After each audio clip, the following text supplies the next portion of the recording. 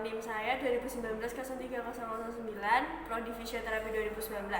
Kali ini saya akan menjelaskan tentang palpasi wrist and hand. Di bagian pertama, saya akan menjelaskan tentang proses styloideus ulnae yang memiliki cara palpasi, yaitu posisikan lengan bawah pronasi. Pada posisi supinasi akan tertutup oleh myoextensor carpi ulnaris, dan kemudian palpasi pada ujung distal lengan bawah sisi ulna. Apabila tangan digerakkan ke arah ulnar dan radial deviasi, palpasi akan lebih mudah. Jadi kita pakai gerakan radial deviasi, lalu dilihat dari sini. Terasa tonjolan di sini.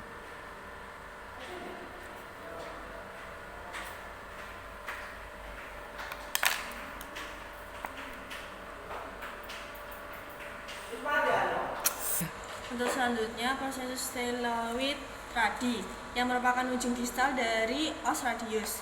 Palpasinya pada ujung distal lengan bawah sisi radial. Dengan gerakan, apabila tangan digerakkan ke arah ulnar dan radial deviasi, palpasi akan lebih mudah. Seperti ini, lalu bisa dirasakan di sini.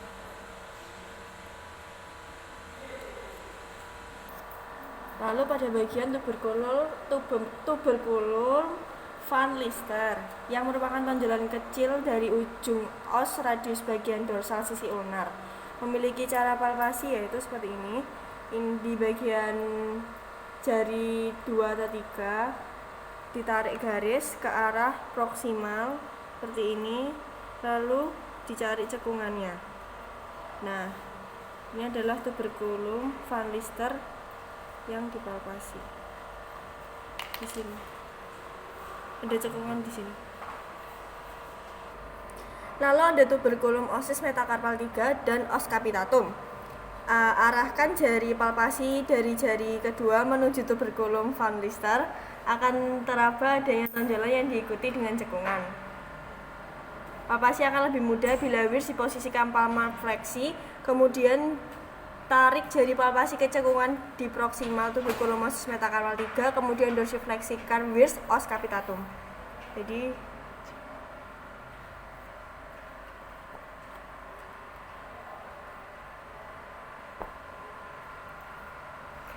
di sini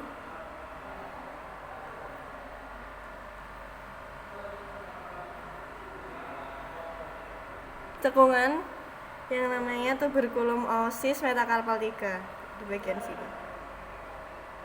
Di sini akan terasa cekungan, lalu di atasnya os capitatum, terdapat os capitatum. Sudah dikotaki tadi. Lalu ada tabatiere anatomicum yang merupakan bangunan cekungan segitiga pada pangkal ibu jari. Jadi, cara palpasinya adalah dengan gerakan ibu jari ekstensi secara aktif. Ekstensi, lalu dari sini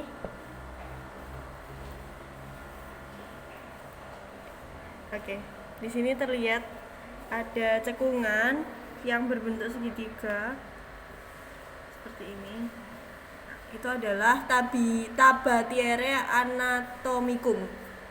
Selanjutnya adalah os scapoid, palpasi pada cekungan pada tabatiere anatomicum. Jadi dia ada di dalamnya sini. Os scapoid itu ada di dalam sini, di bagian sini. Untuk tadi tabatiere anatomicumnya sebenarnya mereka sampai besar seperti ini. Lalu yang os scapoidnya di dalamnya. Untuk basis metakarpal yang pertama ada pada ujung tabatiere anatomicum, dapat dipalpasi basis metakarpal 1. Bila ibu jari digerakkan oposisi reposisi, palpasinya akan terlihat lebih jelas. Jadi ibu jarinya akan oposisi sama reposisi, lalu terdapat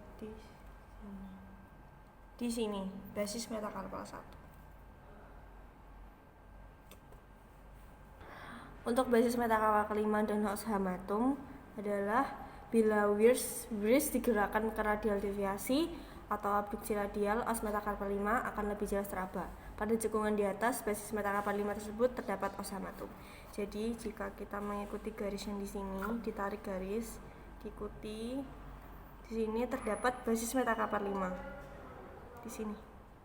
Lalu di bawahnya tinggal dilanjutin ikutan garisnya. Itu ada os hamatum di sini. Di sini os hamatum.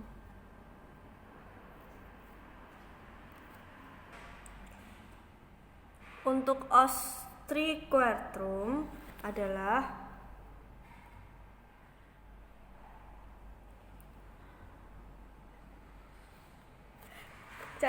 dari basis metakarpal 5 geser dari palpasi ke proksimal terdapat os hamatum, kemudian geser ke proksimal lateral hingga bertemu tonjolan. Jadi kita menggunakan gerakan ulnar deviasi, lalu terdapat di sini terdapat tonjolan yang bernama os triquartrum. Lalu ada basis, korpus, dan kaput metakarpal, yaitu di sini terdapat di metakarpal. Saya menggunakan metakarpal 3. Di sini ada di bagian distal terdapat kaput, lalu ditarik garis. Di bagian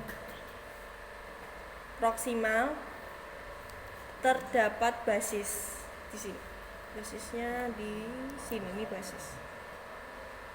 Lalu di tengah dari metakarpal 3 ini adalah